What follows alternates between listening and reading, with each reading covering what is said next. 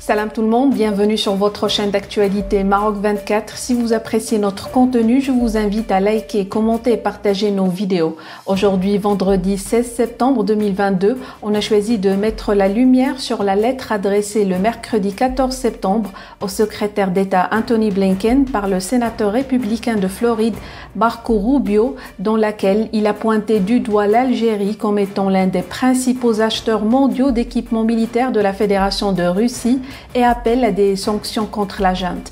Plus de détails dans cette revue de presse tirée des sites d'information Le 360 et Express.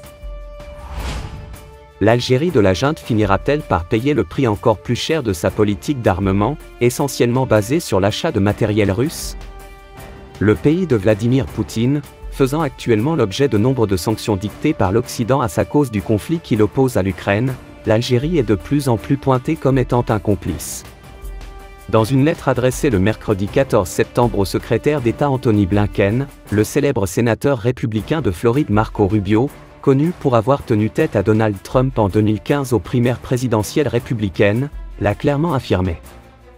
Dans cette lettre à Anthony Blinken, Marco Rubio désigne l'Algérie comme étant l'un des principaux acheteurs mondiaux d'équipements militaires de la Fédération de Russie, et appelle à des sanctions contre la junte.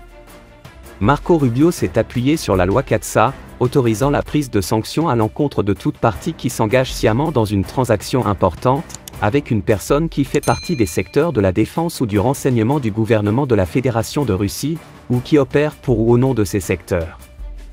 Il se trouve, indique Marco Rubio, que la Russie est le plus grand fournisseur militaire de l'Algérie, dans la mesure où celle-ci figure également parmi les 4 premiers acheteurs d'armes russes dans le monde, avec en point d'orgue un contrat d'armement de 7 milliards de dollars en 2021. Selon le sénateur républicain de Floride, l'afflux d'argent à la Russie, quelle que soit sa source, ne fera que renforcer la machine de guerre russe en Ukraine.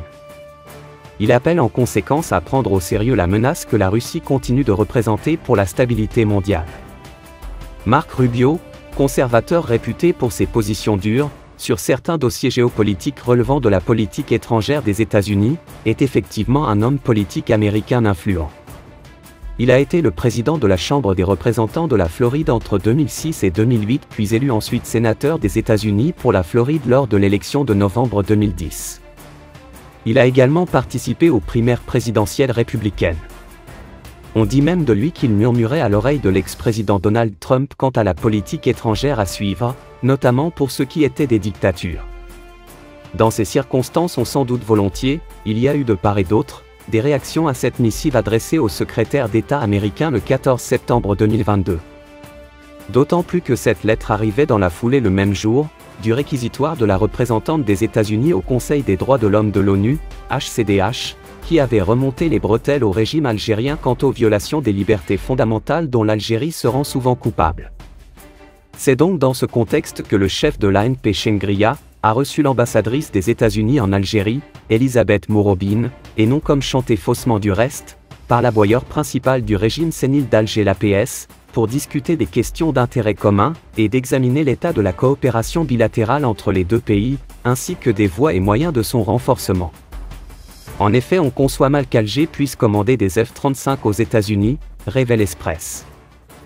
Pour rester informé, je vous invite à regarder les vidéos Maroc 24 qui s'affichent sur votre écran.